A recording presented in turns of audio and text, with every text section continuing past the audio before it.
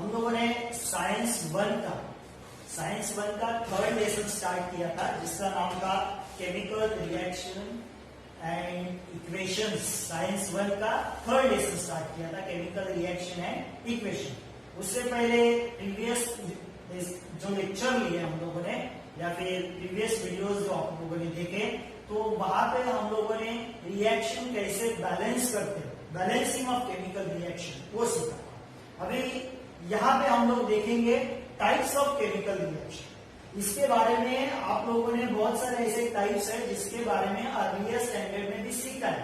Okay, basically 8th standard में वगैरह हम लोगों ने इसके बारे में सीखा है, एक सर्टेन टाइप्स हम लोगों ने सीखे। तो what are the types of chemical reaction that we are going to study in this list. Okay, the first type है उसका कॉम्बिनेशन रिएक्शन, सेकेंड टाइप है डिकम्पोजिशन, थर्ड है डिस्प्लेसमेंट, फोर्थ डबल डिस्प्लेसमेंट, उसके बाद एंडोथर्मिक, एक्सोथर्मिक, उसके बाद oxidation, reduction and last है redox reaction. ये सर्टेन टाइप्स हम लोग सीखने हैं। ओके, तो फर्स्ट से हम लोग स्टार्ट करते हैं। First combination reaction. Okay, reaction में उसका मतलब देखो, कंबाइन, कॉम्बिनेशन, कंबाइन होना यानी क्या, दो या दो से ज्यादा जब चीजें रहती है तो ही वो कंबाइन हो सकती है। ओके, तो कंबाइन यानी कॉम्बिनेशन रिएक्शन। डेफिनेशन देखो क्या लिखा है, डेफिनेशन सिंपल है, कुछ डिफिकल्ट नहीं है।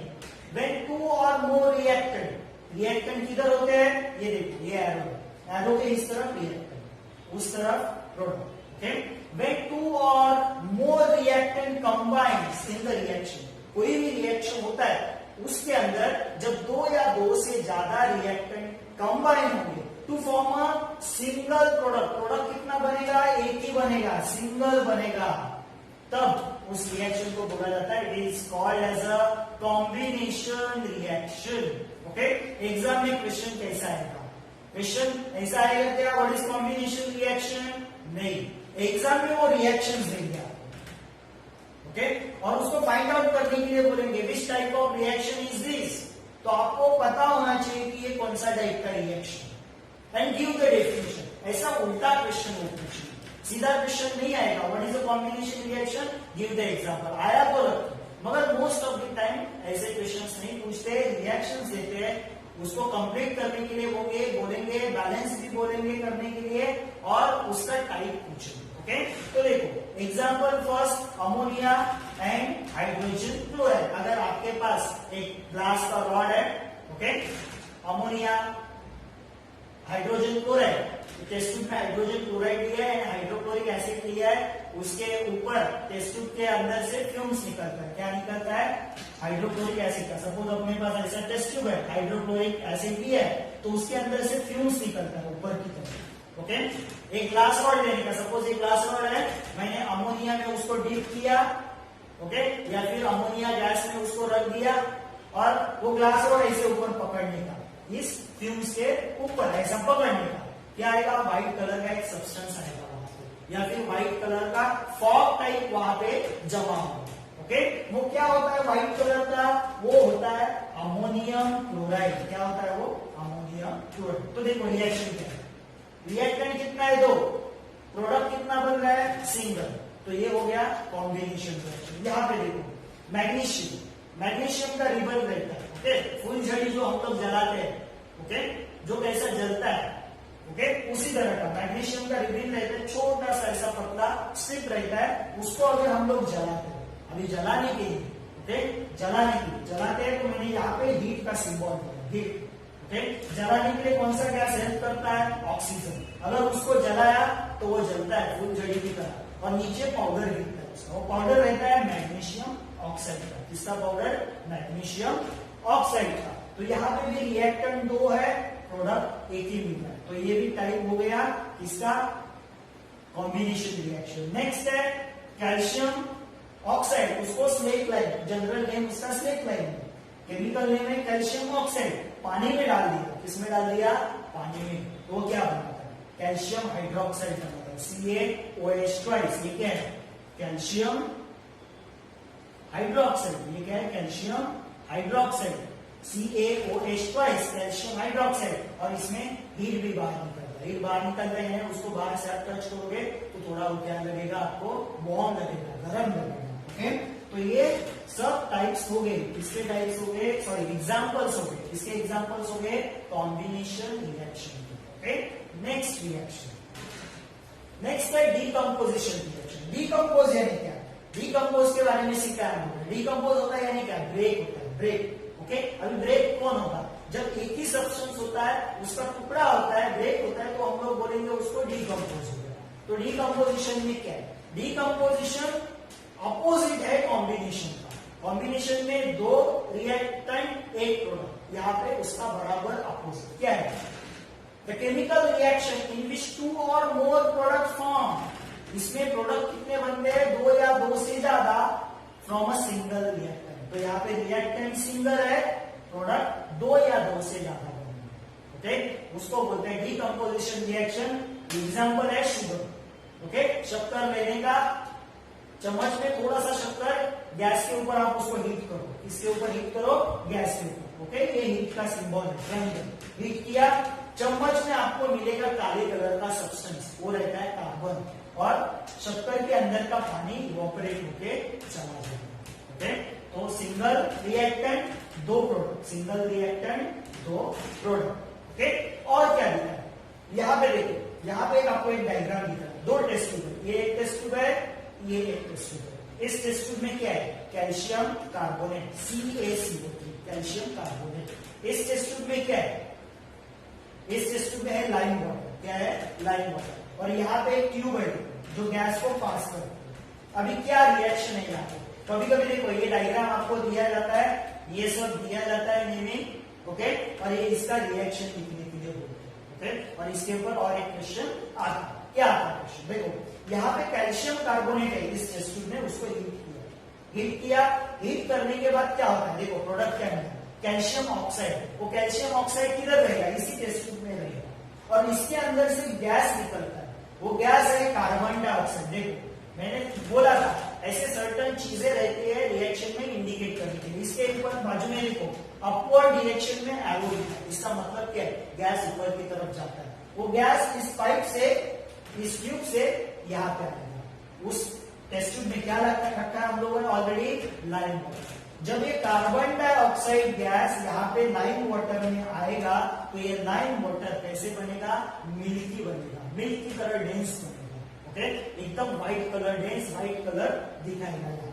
ओके, तो लाइम वाटर किसके वजह से मिल्की हो गया, because of carbon dioxide. Okay, तो ये क्वेश्चन पूछते हैं, why the lime water turns milky, क्यों, इस रिएक्शन में क्या रिलीज हो गया, कार्बन डाइऑक्साइड, इसकी वजह से लाइम वाटर मिल्की हो गया। हाइड्रोजन पेरोक्साइड, पैर में गंदगी रहती है, नाखून में, वो साफ करने के लिए हाइड्रोजन पेरोक्साइड यूज करते हैं। ये वाटर नहीं है, ठीक से उसका फॉर्मूला देखो, वाटर का फॉर्मूला है H2O, हाइड्रोजन पेरोक्साइड का H2O2, ये हाइड्रोजन पेरोक्साइड। उसको अगर आप ऐसा ही खुला छोड़ देते हो, ढक्कन नहीं लगाया, तो क्या होता है, उसके अंदर का ऑक्सीजन निकल जाता है, अपने आप रिलीज होता है, खत्म होता है, और वो बन जाता है नॉर्मल पानी। तो हाइड्रोजन पेरोक्साइड नहीं रहता। तो यहाँ पे एक रिएक्टेंट 2 प्रोडक्ट, एक रिएक्टेंट 2 प्रोडक्ट, और एक वाटर भी डिकम्पोज होता है, आयोनाइज। ओके, उसके अंदर अगर करंट पास करते हैं वाटर के अंदर, तो वाटर भी अलग होता है, और क्या रहता है, hydrogen gas and oxygen gas. ये कब होता है, इलेक्ट्रिक करंट पास करने के बाद। तो यहाँ पे भी देखो 2 प्रोडक्ट, और एक डेली हमारे आजू बाजू में भी डिकम्पोजिशन होता है, फॉर्मेशन ऑफ बायोगैस। बायोगैस यानी क्या, बायोगैस में हम लोग कैसा बनाते हैं, बहुत सारा कचरा, कचरा यानी क्या, ऑर्गेनिक सब्सटेंस। ओके, वो ऑर्गेनिक सब्सटेंस, डिग्रेडेबल कचरा। ओके, वो ब्रेक होता है, ब्रेक होता है और क्या बनाता है, ऑर्गेनिक सब्सटेंस ब्रेक होकर क्या बनाता है, ऑर्गेनिक सब्सटेंस यानी रिएक्टेंट हो गया, ब्रेक होकर क्या बनाता है, गैस बनाता है, ये एक प्रोडक्ट हो गया। मैन्योर बनाता है, खाद बनाता है, ये दूसरा प्रोडक्ट हो गया। तो ये भी हो गया डिकम्पोजिशन रिएक्शन।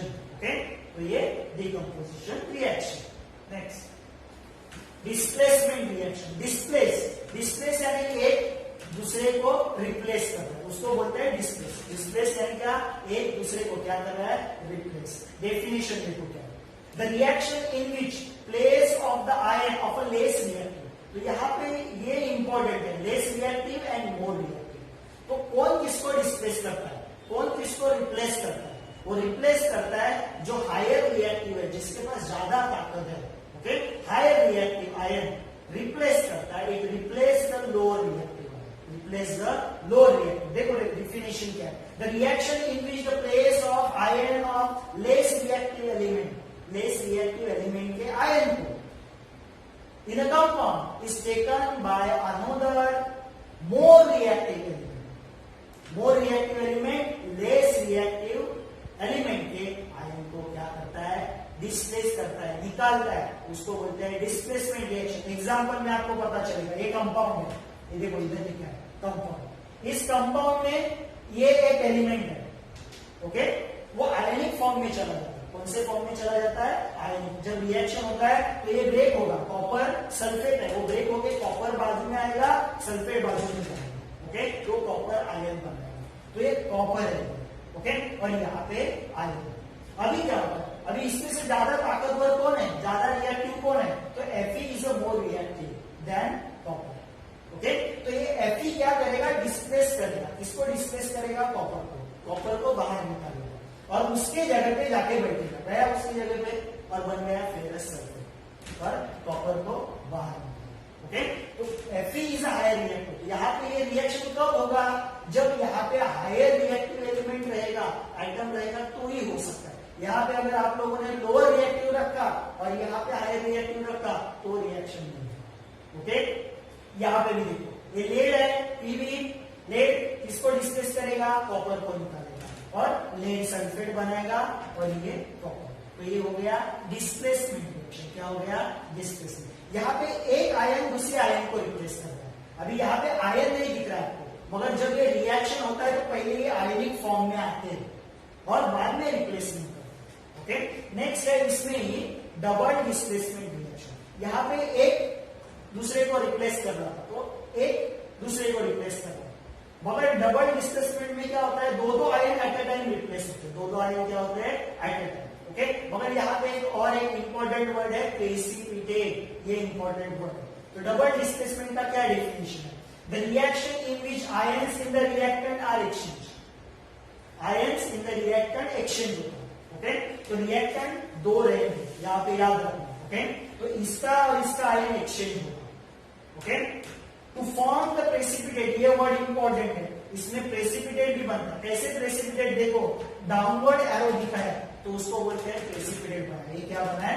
प्रेसिपिटेट. प्रेसिपिटेट यानी क्या? वो नीचे सेटल डाउन होता है. Okay, are called double displacement. तो ये देखो, तो यहाँ पे एक्सचेंज ऑफ आयन होता है. यानी क्या होता है?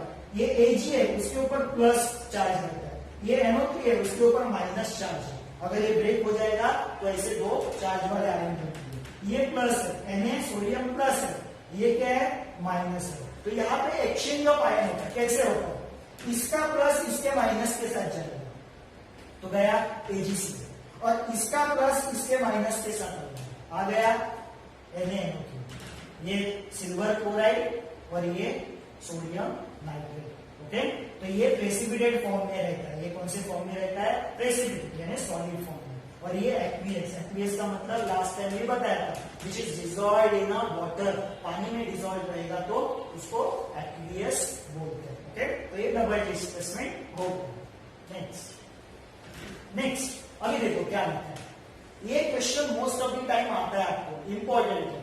ओके, ये डबल डिस्प्लेसमेंट के ऊपर क्वेश्चन एग्जाम में 3 मार्क्स के लिए आता है. कितने मार्क्स के लिए? 3. क्या क्वेश्चन दिया? देखो टेक्स्ट बुक में मिलेगा आपको. टेक्स्ट बुक के अंदर वाला क्वेश्चन. पोटेशियम क्रोमेट है जिसका फॉर्मूला है K2CrO4 और दूसरा है बेरियम सल्फेट. क्या है? BaSO4. ये जो सॉल्यूशन लेने का उसको मिक्स करने का. किया मिक्स. ओके, क्या होता है? रिएक्शन क्या होता है? ओके, तो मैं यहाँ पे आपको रिएक्शन लिख के बता सकता हूँ. K2CrO4 ये है कौन से फॉर्म में? एक्वियस यानी पानी में डिसॉल्व किया. और एक टेस्ट ट्यूब में मेरे पास है बेरियम सल्फेट BaSO4. ये भी एक्वियस फॉर्म में ही है. ओके, अभी प्रोडक्ट क्या बनता है? प्रोडक्ट बनता है BaCrO4 प्लस K2SO4. ये रहता है प्रेसिपिटेट फॉर्म में और ये रहता है एक्वियस फॉर्मिंग। ओके, रिएक्शन अगर ये आपको पता है तो रिएक्शन लिखना बहुत इजी है। कभी कभी देखो ये सिर्फ नाम दिया जाता है, फॉर्मूला आपको पता होना चाहिए।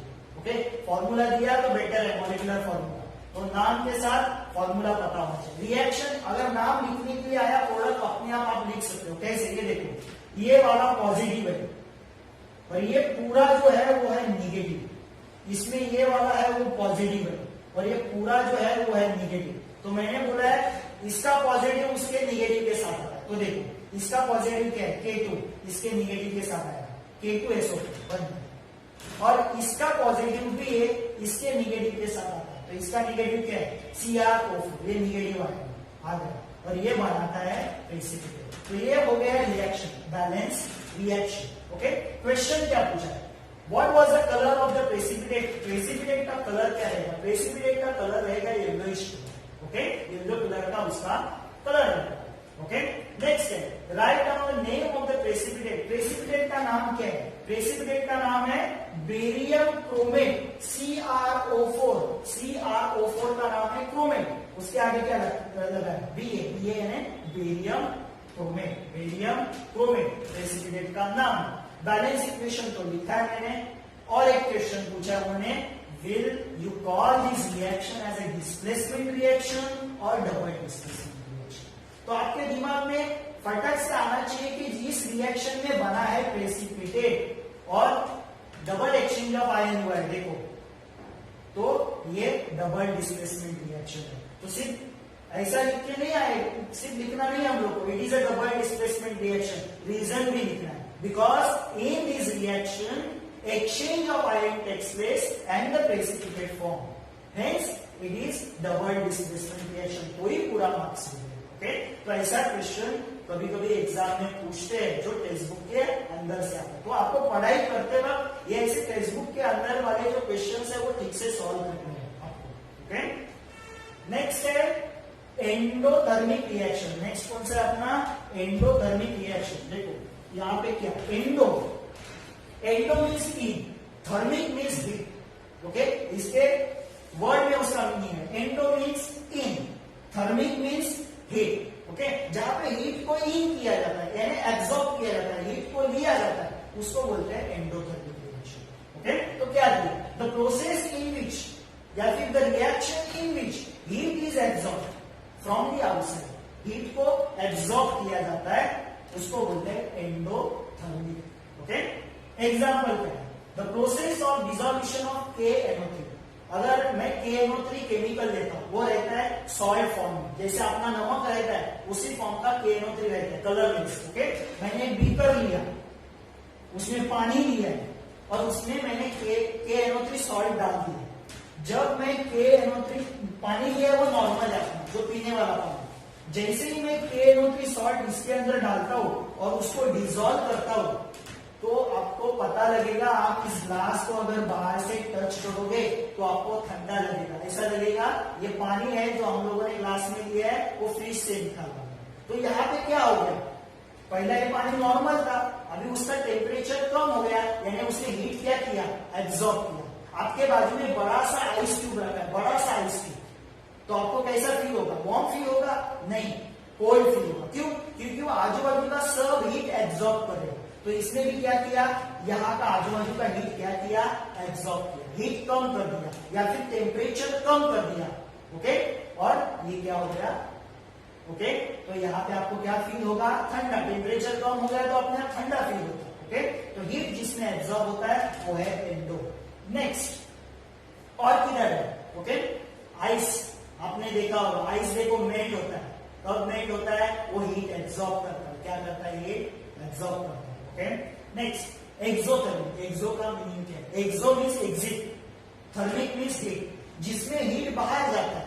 ओके, या फिर इवॉल्व होता है, ओके, या फिर एग्जिट होता है, उसको बोलते हैं exothermic reaction. The process in which heat is given out, उसको बोलते हैं एक्सोथर्मिक रिएक्शन। सेम यहाँ पे मैंने बीकर लिया है, बीकर में पानी लिया है, उस पानी में मैं डालूंगा NaOH का टैबलेट। NaOH का ऐसा छोटा छोटा टैबलेट रहता है, छोटा छोटा ऐसा टैबलेट्स रहता है, वो अगर मैं डालता हूँ, उसको स्टर करता हूँ, तो आप देखोगे इस ग्लास को टच करके तो ये ग्लास वार्म लगेगा, गर्म लगेगा। ओके, क्यों?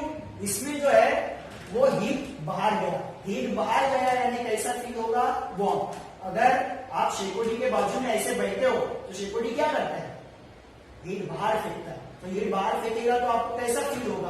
वार्म फील होगा। ओके, तो या फिर गाड़ी के इंजन के बाजू में खड़े रहो, वो क्या करता है? हीट बाहर फेंकता है, तो आपको कैसा फील होता है? वार्म होता है, यानी हीट बाहर जाता है, तो उसको बोलते हैं एक्सोथर्मिक रिएक्शन। ओके, ये एंडो एंड एक्सो यहाँ पे खत्म होता है। नेक्स्ट, ओके, तो ये अपना कौन कौन सा टाइप हो गया? Combination, decomposition, displacement, double displacement, endo and exo खत्म हो गया। ओके, और 2-3 टाइप्स वो हम लोग आगे सीखेंगे। उससे पहले rate of chemical reaction, chemical reaction जो होते हैं वो कैसे होते हैं, उसके ऊपर कौन कौन से फैक्टर अफेक्ट करते हैं, ये भी क्वेश्चन आपको 3 मार्क्स के लिए या फिर 5 मार्क्स के लिए पूछते हैं। Okay, important question. What are the factors affects the rate of the chemical reaction? Okay, rate यानी क्या? केमिकल रिएक्शन का स्पीड बढ़ाता है, कम करता है, उसको बोलते हैं rate of the chemical reaction. तो first factor, nature of the reactor. What is the nature of the reactor? देखो क्या लिखा है, मेरा एक रिएक्शन हो रहा है, किसका रिएक्शन हो रहा है? The reaction between aluminium and hydrochloric acid. और एक रिएक्शन हो रहा है, the reaction between zinc and hydrochloric acid. तो मेरे पास 2 टेस्ट ट्यूब है, एक टेस्ट ट्यूब में मैं एल्यूमिनियम डाल रहा हूं हाइड्रोक्लोरिक एसिड में, सेकेंड टेस्ट ट्यूब में मैं हाइड्रोक्लोरिक एसिड में ही जिंक डाल, और मैं देखता हूं किसका रिएक्शन फास्ट होगा। तो किसका रिएक्शन फास्ट होगा? एल्यूमिनियम का। क्यों? क्योंकि यहाँ पे जो रिएक्टेंट है उसके नेचर के ऊपर वो डिपेंड है। तो aluminium is more reactive, aluminium ज्यादा रिएक्टिव है। या आप आगे जाके बहुत सारे आप लोग लेसन करेंगे तो आपको है आगे जाके ये रिएक्टिव की सीरीज। तो एल्यूमिनियम इज मोर रिएक्टिव, किससे रिएक्टिव है? जिंक से। ये दोनों सेम रिएक्शन कर रहे हैं, किससे रिएक्शन कर रहे हैं? They are reacting with the same substance hydrochloric acid. Okay, तो एल्यूमिनियम इज मोर रिएक्टिव, इसीलिए इसका हाइड्रोक्लोरिक एसिड के साथ रिएक्शन जल्दी होगा, इसका भी होगा मगर धीरे होगा। ओके, तो nature of the reactant depends करता है, रिएक्टेंट का नेचर कैसा है, वो रिएक्टिव है या लेस रिएक्टिव है, उसके ऊपर रिएक्शन का रेट डिपेंड रहता है, उसका स्पीड डिपेंड रहता है। तो क्या लिखा है? The rate of the reaction of aluminium with the hydrochloric acid is higher than zinc. Okay, it means the nature of reactivity of the reactant, reactant का nature influence the rate of the chemical reaction, वो affect करता है, इसके ऊपर affect करता है? Reaction के rate के ऊपर। सेकेंड क्या है? Size of the particle of the reactor. Okay, यहाँ पे क्या है? सेम एक शाह वाली टाइल्स है, टाइल्स नॉर्मल टाइल्स वाली टाइल्स। ओके, उसका हम लोगों ने पीसेस लिया, छोटा छोटा पीसेस, और एक टेस्ट ट्यूब में पाउडर लिया। एक टेस्ट ट्यूब में क्या लिया? छोटा छोटा एकदम पीसेस, टुकड़ा लिया, और दूसरे टेस्ट ट्यूब में पाउडर लिया। ओके, क्या किया? दोनों टेस्ट ट्यूब में क्या डाला हम लोगों ने? हाइड्रोक्लोरिक एसिड डाला। दोनों टेस्ट ट्यूब में सेम एसिड डाला, हाइड्रोक्लोरिक एसिड। अभी जब ये रिएक्शन होता है तो उसके अंदर से कार्बन डाइऑक्साइड बाहर निकलता है। क्या बाहर निकलता है? Carbon dioxide. Okay, CO3। Okay,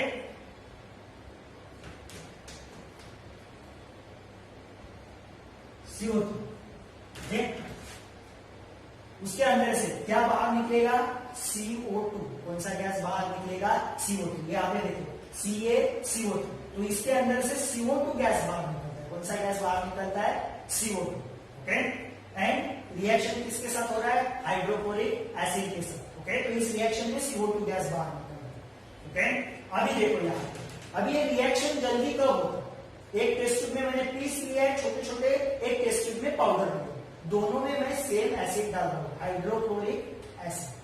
okay, अभी रिएक्शन फास्ट किसमें होता है? पीसेस डाला है उसमें जल्दी रिएक्शन होगा, या पाउडर डाला है उसमें जल्दी रिएक्शन होगा? ये आपको कैसे पता चलेगा रिएक्शन जल्दी किधर हो रहा है? वो पता चलेगा आपको ये कार्बन डाइऑक्साइड जो निकल रहा है उसके ऊपर से पता चलेगा।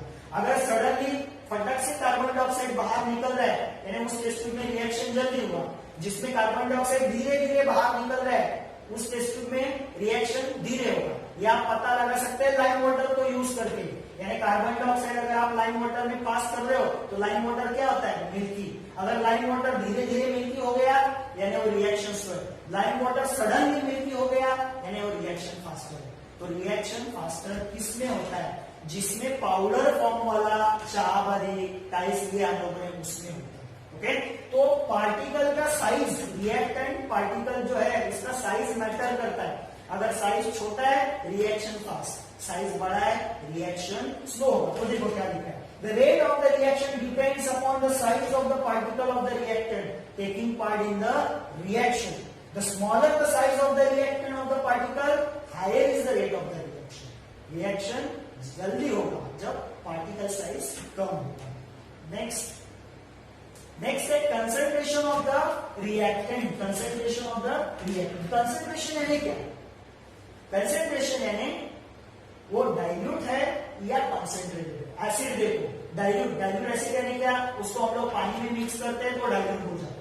कॉन्सेंट्रेटेड यानी प्योर फॉर्म में रहते हैं तो कॉन्सेंट्रेटेड होता है। ओके, तो कंसंट्रेशन ऑफ द रिएक्टेंट भी डिपेंड रहता है कि एसिड हम लोग कौन सा यूज कर रहे हैं, कॉन्सेंट्रेट यूज कर रहे हैं या डाइल्यूट। देखो यहाँ पे उन्होंने लिया है हाइड्रोक्लोरिक एसिड दी है, मगर दो तरीके का, एक कॉन्सेंट्रेटेड हाइड्रोक्लोरिक एसिड, एक डाइल्यूट हाइड्रोक्लोरिक एसिड।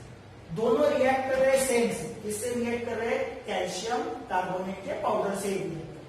मगर रिएक्शन किसके साथ जल्दी होगा, कॉन्सेंट्रेटेड हाइड्रोक्लोरिक एसिड का रिएक्शन जल्दी होगा इसके साथ, या डाइल्यूट को ऐसा लिखते हैं DLE, पूरा नहीं लिखते और डॉट लिखते हैं। डाइल्यूट हाइड्रोक्लोरिक एसिड के साथ रिएक्शन जल्दी होगा। तो रिएक्शन जल्दी होगा कॉन्सेंट्रेटेड के साथ, क्योंकि वो जल्दी इसके साथ रिएक्शन करेगा।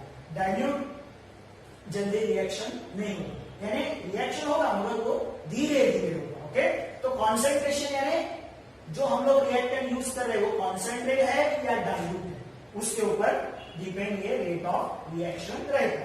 Next, temperature of the reaction. Temperature of the reaction हम लोगों ने एक ऐसा डायग्राम देखा था, किसका, एक टेस्ट ट्यूब था, उसको हीट किया था, कैल्शियम कार्बोनेट को हीट किया था हम लोगों ने, और उसके अंदर से क्या निकला था, कार्बन डाइऑक्साइड निकला था और लाइम वाटर मिल्की हो गया।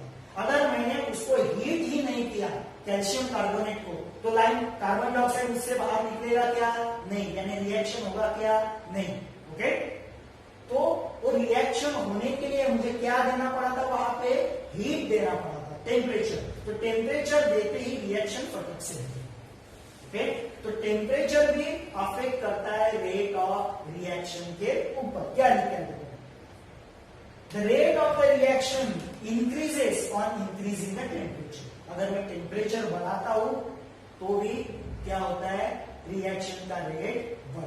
ओके, तो ये फैक्टर्स हो गए जो अफेक्ट करते हैं रेट ऑफ रिएक्शन के ऊपर। और एक फैक्टर है लास्ट, कैटलिस्ट। इसके ऊपर आपको सेपरेट 2 मार्क्स का क्वेश्चन आ सकता है, सेपरेट भी क्वेश्चन आता है। What is the catalyst, catalyst ये बंदा क्या है, क्या काम करता है कैटलिस्ट। ओके, यहाँ पे हम लोग रिएक्शन से देखते हैं। एक मेरे पास ये है पोटेशियम क्लोराइड, इसको बोलते हैं पोटेशियम क्लोराइड। ओके, वो डिकम्पोज हो रहा है, देखो ये हीट का सिंबल है ट्रायंगल, वो डिकम्पोज हो रहा है, उसको हीट दे रहे हैं हम लोग, वो डिकम्पोज हो रहा है। कि बन के क्या होगा, पोटेशियम क्लोराइड बनेगा एंड ऑक्सीजन बनेगा, ऑक्सीजन गैस बनेगा, ये 2 प्रोडक्ट बन गए। ओके, रिएक्शन हुआ। मगर अगर ये रिएक्शन जनरली मैंने हीट दिया और ये रिएक्शन मैंने कैरी किया, अगर मैं इस रिएक्शन का मुझे रेट बढ़ाना है, ओके, टेम्परेचर देखिए बढ़ता है, फिर भी और बढ़ाना है, तो मैं कुछ सब्सटेंस अगर इसके अंदर ऐड करता हूं तो इस रिएक्शन का रेट बढ़ेगा। ओके, मगर वो सब्सटेंस क्या करेगा, सिर्फ उस रिएक्शन का रेट बढ़ाएगा, उस सब्सटेंस के अंदर कुछ भी चेंजेस नहीं आएगा, सब्सटेंस के अंदर कुछ भी चेंजेस नहीं आएगा। अगर वो रिएक्शन में इन्वॉल्व होता है तो उस सब्सटेंस के अंदर खुद में चेंजेस नहीं आता, सिर्फ वो रिएक्शन का रेट बढ़ाता है। ऐसे सब्सटेंस को बोलते हैं कैटलिस्ट। तो देखो क्या लिखा है, the rate of the above reaction neither increase by the reducing the particle size. अभी ये मैं रिएक्शन कर रहा हूं, पोटेशियम क्लोराइड नहीं है, उसका मैं पार्टिकल साइज कम करता हूं या नॉर्मल रखता हूं, तो हीट देके या फिर कम करके इस रिएक्शन का रेट बढ़ने वाला नहीं। तो मुझे अगर इस रिएक्शन का रेट बढ़ाना है तो मैं क्या करूंगा, एक सब्सटेंस यूज करूंगा जो इस रिएक्शन का रेट बढ़ाएगा। ओके, तो वो सब्सटेंस जो इस रिएक्शन का रेट बढ़ाएगा वो है कैटलिस्ट। तो कैटलिस्ट का डेफिनेशन देखो क्या है, the substance in whose presence the rate of the chemical reaction changes। जिस सब्सटेंस के प्रेजेंस से क्या होता है, केमिकल रिएक्शन का रेट बढ़ता है। केमिकल रिएक्शन का क्या बढ़ता है, रेट। मगर आगे देखो क्या लिखा है, without causing any chemical change to it. मगर उस सब्सटेंस के ऊपर कुछ इफेक्ट नहीं होता, वो अपना फॉर्मूला चेंज नहीं करता या फिर उसमें कुछ चेंजेस नहीं आते, वो सिर्फ रिएक्शन में चेंजेस करता है। रिएक्शन में कैसे चेंजेस करता है, उसका स्पीड बढ़ाता है, मगर उसके खुद के अंदर चेंजेस नहीं होता, उसको बोलते हैं कैटलिस्ट। तो इस रिएक्शन का अगर मुझे रेट बढ़ाने का है, यानी इस रिएक्शन को मुझे अगर फास्ट करने का है, तो मैं यूज करूंगा यहाँ पे कैटलिस्ट जिसका नाम है मैंगनीज डाइऑक्साइड MnO2। ये अगर इस रिएक्शन में मैं ऐड करूंगा, मैंगनीज डाइऑक्साइड का पाउडर रहता है, अगर मैं इसमें ऐड करूंगा तो क्या होगा, इस रिएक्शन का रेट बढ़ेगा, ये रिएक्शन जल्दी होगा।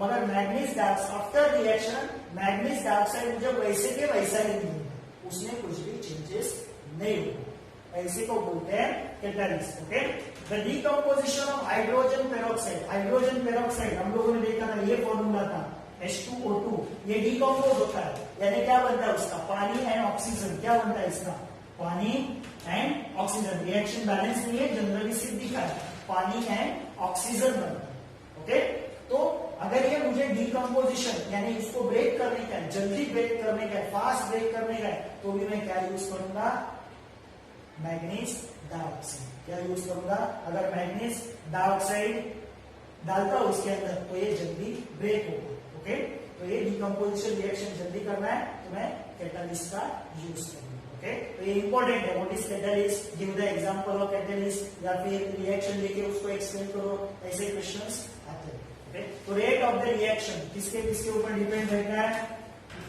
एक तो पार्टिकल साइज, उसके बाद टेम्परेचर है, उसके बाद कैटलिस्ट है, कंसंट्रेशन ऑफ द रिएक्शन है, इन सब के नेचर ऑफ द रिएक्टेंट है, इन सब के ऊपर रिएक्शन का रेट डिपेंड रहता है। ओके, इंपॉर्टेंट टॉपिक है।